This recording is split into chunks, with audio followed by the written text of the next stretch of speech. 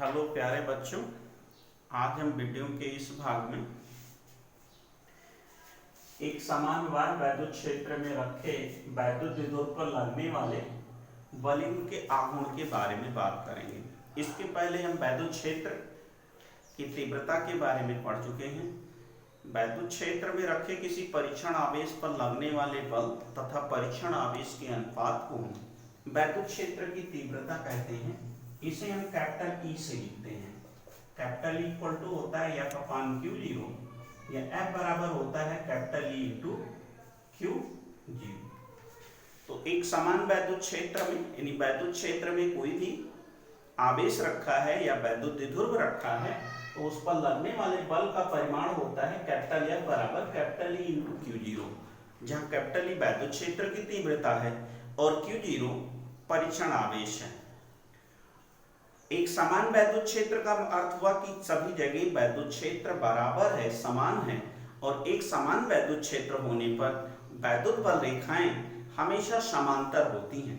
वैद्युत बल रेखाएं एक दूसरे के हमेशा समांतर होती हैं, इसे हम एक समान वैद्युत क्षेत्र कहते हैं। वैद्युत द्विध्रुव के बारे में भी बात हो चुकी है। वैद्युत द्विध्रुव एक सिस्टम है, एक निकाय है, जिसमें परिमाण में बराबर किंतु विपरीत आवेश एक दूसरे से अल्प दूरी पर स्थित होते हैं। तो उनमें से एक आवेश तथा दोनों आवेशों के बीच की अल्प दूरी के गुणनफल फल को हम वैद्युत द्विध्रुव का आघूर्ण कहते हैं। इसे हम लिखते हैं P बराबर Q इंटू 2L। वैद्युत द्विध्रुव का आघूर्ण P बराबर Q इंटू 2L होता है। अब यदि किसी बल की प्रवृत्ति किसी वस्तु को किसी अक्ष के परितः घुमाने की है, यदि बल की प्रवृत्ति किसी वस्तु को किसी अक्ष के परितः घुमाने की है तो उस बल को हम बल आघूर्ण कहते हैं। उस बल को क्या नाम देते हैं? बल आघूर्ण। इसे हम टाउ से लिखते हैं। बल आघूर्ण होता है बल गुणे बल की क्रिया रेखा पर लंब दूरी। बल आघूर्ण टाउ होता है बल गुणे बल की क्रिया रेखा पर लंब दूरी, अर्थात यदि बल की प्रवृत्ति किसी वस्तु को किसी अक्ष के परितः घुमाने की है तो उस बल को हम बल आघूर्ण कहते हैं। जैसे दरवाजे को खोलते समय हम हैंडल पर जो बल लगाते हैं उससे दरवाजा घूम जाता है तो उसे हम बल आघूर्ण कहते हैं। यदि बल की प्रवृत्ति किसी वस्तु को किसी अक्ष के परितः घुमाने की है तो उसे हम बल आघूर्ण कहते हैं। दो बल यदि परिमाण में बराबर किंतु विपरीत दिशाओं में हो, दो बल यदि परिमाण में बराबर किंतु विपरीत दिशाओं में हो तो वे बलयुग्म बनाते हैं। यदि दो बल परिमाण में बराबर किंतु विपरीत दिशाओं में हो तो वे बलयुग्म बना लेते हैं, और इस बलयुग्म का आघूर्ण होता है बल गुणे बल की क्रिया रेखा पर लंब दूरी। आइए देखते हैं हम इस आर्टिकल में एक समान बाह्य वैद्युत क्षेत्र में रखे वैद्युत द्विध्रुव पर लगने वाले बलयुग्म का आघूर्ण क्या होता है। हमने एक समान वैद्युत क्षेत्र के बारे में बात किया, वैद्युत द्विध्रुव के बारे में आपको बताया, बलयुग्म क्या होता है और उसका आघूर्ण। अब यहाँ पर मान लेते हैं कोई वैद्युत द्विध्रुव हमारा AB, मान लिया कोई वैद्युत द्विध्रुव AB है जो एक समान वैद्युत क्षेत्र कैपिटल E में स्थित है। मान लिया कोई वैद्युत द्विध्रुव AB है जो एक समान वैद्युत क्षेत्र कैपिटल E में स्थित है। तो वैद्युत द्विध्रुव चूंकि माइनस Q आवेश और प्लस Q आवेश से बना हुआ है, इसलिए इन पर वैद्युत क्षेत्र बल लगाएगा। माइनस Q आवेश पर भी बल लगाएगा और प्लस Q आवेश पर भी बल लगाएगा। तो वैद्युत द्विध्रुव पर लगने वाला बल, वैद्युत द्विध्रुव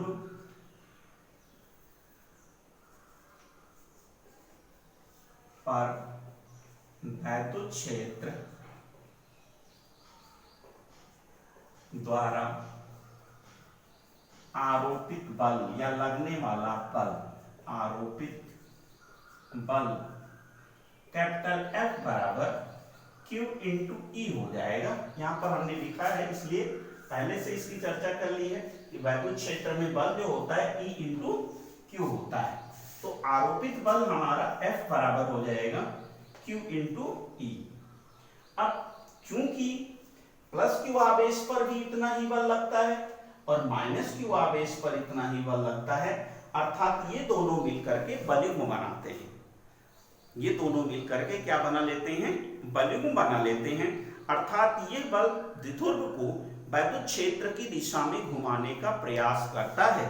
ये बल वैद्युत द्विध्रुव को वैद्युत क्षेत्र की दिशा में घुमाने का प्रयास करता है, अतः इसे हम प्रत्यानयन बलयुग्म कहते हैं।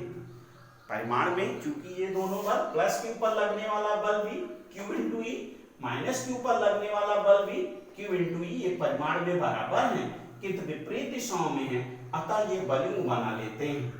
अब चूंकि माइनस Q और प्लस Q आवेश पर लगने वाले बल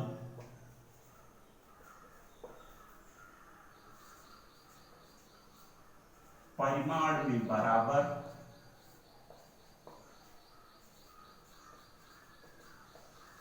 किंतु विपरीत दिशाओं में है, अतः ये बलयुग्म बना लेते हैं।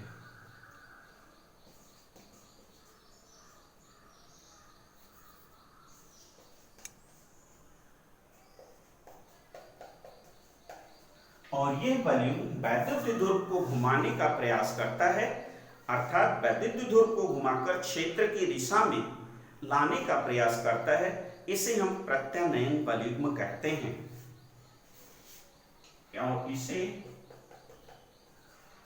प्रत्यानयन बल युग्म कहते हैं। इस बलयुग्म का आघूर्ण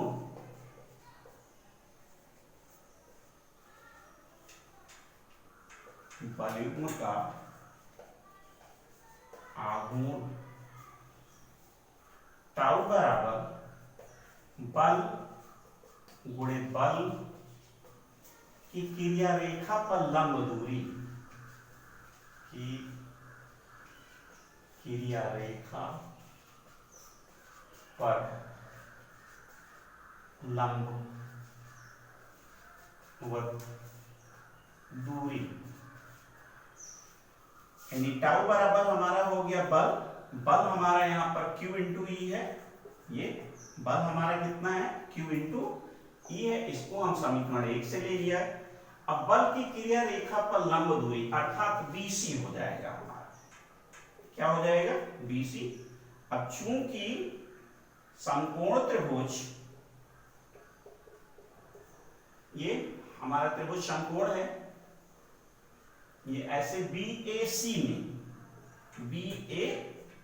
में साइन थीटा बराबर, साइन थीटा जानते हैं हम लंब बटे कर्ण होता है, साइन थीटा क्या होता है लंब बटे कर्ण, तो यहाँ लंब बना हमारा BC और ये भुजा हो गई AB, तो लंब हमारा क्या बना BC और कर्ण कितना हो गया हमारा AB, और AB हमारा द्विध्रुव की लंबाई है, तो ये हो गया BC अपॉन 2L। द्विध्रुव की लंबाई 2L होती है, द्विध्रुव की लंबाई 2L होती है, तो यहां से हमें मिला BC बराबर 2L इंटू साइन थीटा, यहाँ पर लिख दिया है ये BC जो लंब दूरी हो गई 2L साइन थीटा, क्योंकि थीटा के सामने की भुजा जो होती है वो लंब होती है, कोण के सामने की भुजा लंब होती है, और साइन थीटा होता है हमारा लंब बटे कर्ण, तो BC हमारा लंब हो गया और कर्ण हो गया हमारा AB, तो BC बराबर हमारा हो गया 2L साइन थीटा।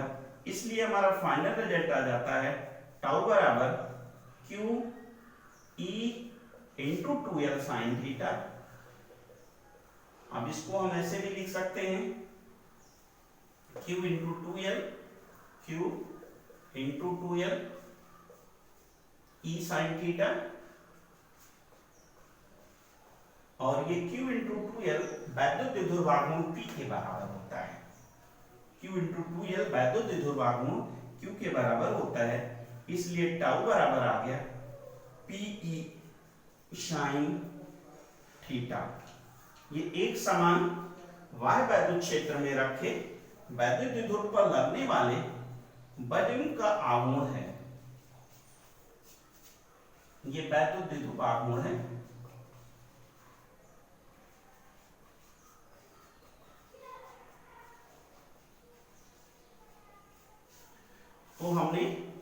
वैद्युत क्षेत्र में रखे, एक समान वैद्युत क्षेत्र में रखे वैद्युत द्विध्रुव पर लगने वाले बलिंग का आघूर्ण निकला टाउ बराबर पीई साइन थीटा।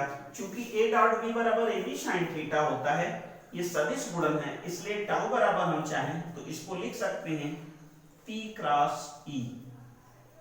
टाउ बराबर P क्रॉस E, चूंकि हमें मालूम है A क्रॉस B बराबर होता है AB इंटू साइन थीटा। कक्षा 11 में दो सदिशों का सदिश गुणन A क्रॉस B बराबर AB इंटू साइन थीटा, इसलिए टाउ बराबर PE साइन थीटा। यहाँ पर A क्रॉस B की दिशा जो बताई गई थी कागज तल के लंबवत बताई गई थी, तो इसमें वैद्युत द्विध्रुव आघूर्ण है, इसकी भी दिशा जो होगी कागज के तल के लंबवत होगी और नीचे की ओर होगी। कागज तल के लंबवत होगी और कहाँ होगी? नीचे की ओर होगी। ये एक समान वैद्युत क्षेत्र में रखे वैद्युत द्विध्रुव पर लगने वाले वैद्युत द्विध्रुव का आघूर्ण टाउ बराबर होता है Pe इंटू साइन थीटा। फिर से देख लेते हैं। माना कोई वैद्युत द्विध्रुव हमारा AB है जो एक समान वैद्युत क्षेत्र कैपिटल E में रखा है। वैद्युत द्विध्रुव माइनस Q और प्लस Q आवेश से बना है, तो वैद्युत क्षेत्र वैद्युत द्विध्रुव पर बल लगाता है, वो बल होता है वैद्युत द्विध्रुव पर वैद्युत क्षेत्र द्वारा आरोपित बल F बराबर Q इंटू E समीकरण। चूंकि माइनस Q और प्लस Q आवेश पर लगने वाला जो बल है परिमाण में बराबर है किंतु विपरीत दिशाओं में है, अतः ये वॉल्यूम बना लेते हैं। इसे हम प्रत्यानयन वॉल्यूम कहते हैं। इस वॉल्यूम का आघूर्ण टाउ बराबर बल गुणे बल की क्रिया रेखा पर लंबवत दूरी, बल टाउ बराबर Q इंटू E, लंब दूरी यहाँ पर BC है और समकोण त्रिभुज BAC में लिया गया है। समकोण त्रिभुज BAC में साइन थीटा बराबर होता है लंब बटे कर्ण, अर्थात BC बटे AB या BC बटे 2L या BC बराबर 2L साइन थीटा, इसलिए टाउ बराबर Q into E 2L sine theta. और Q इंटू 2L ये वैद्युत द्विध्रुव आघूर्ण होता है, तो टाउ बराबर P साइन थीटा, ये टाउ बराबर P क्रॉस E। अब इसके कुछ स्पेशल केस हैं, उनके बारे में हम चर्चा कर लेते हैं। कुछ स्पेशल केस हैं, उनके बारे में हम चर्चा कर लेते हैं।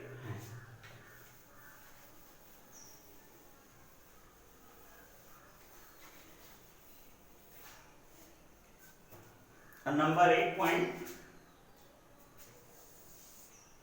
पहला पॉइंट है थीटा बराबर 0 डिग्री। थीटा बराबर 0 डिग्री अर्थात वैद्युत द्विध्रुव क्षेत्र की दिशा के समांतर रखा है।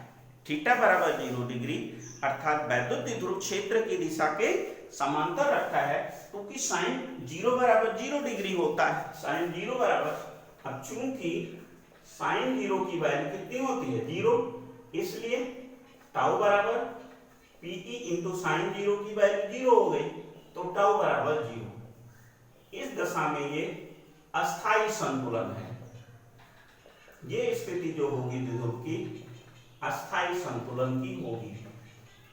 अब दूसरे केस की बात करें, ये थीटा बराबर 90 डिग्री, थीटा बराबर 90 डिग्री, तो साइन 90 की वैल्यू 1 होती है। अब चूंकि साइन 90 डिग्री बराबर 1 और ये साइन का अधिकतम मान होता है, साइन 90 पर अधिकतम होता है, इसलिए टाउ बराबर टाउ मैक्सिमम हो जाएगा। इसलिए टाउ बराबर टाउ मैक्सिमम, और मैक्सिमम ये हो जाएगा P इंटू E। तीसरे केस की बात कर लेते हैं। तीसरे केस में ये थीटा बराबर 180 डिग्री, थीटा बराबर 180 डिग्री, तो साइन 180 की वैल्यू भी 0 होती है, इसलिए टाउ बराबर 0 रहेगा, लेकिन ये अस्थायी संतुलन रहेगा। ये कैसा संतुलन रहेगा? अस्थायी संतुलन होगा। तो इस प्रकार से अगर थीटा 0 है अर्थात क्षेत्र की दिशा के समांतर और उसी दिशा में है, तो अस्थायी संतुलन होगा और आघूर्ण उस पर 0 ही होगा। थीटा 90 होगा तो वैद्युत द्विध्रुव पर लगने वाले वॉल्यूम का आघूर्ण अधिकतम होगा, पाई Pe के बराबर होगा। थीटा बराबर 180 डिग्री अर्थात वैद्युत द्विध्रुव क्षेत्र की दिशा के समांतर है, लेकिन दिशा विपरीत है, तो भी टाउ 0 होगा। ऐसी स्थिति में अस्थायी संतुलन होगा।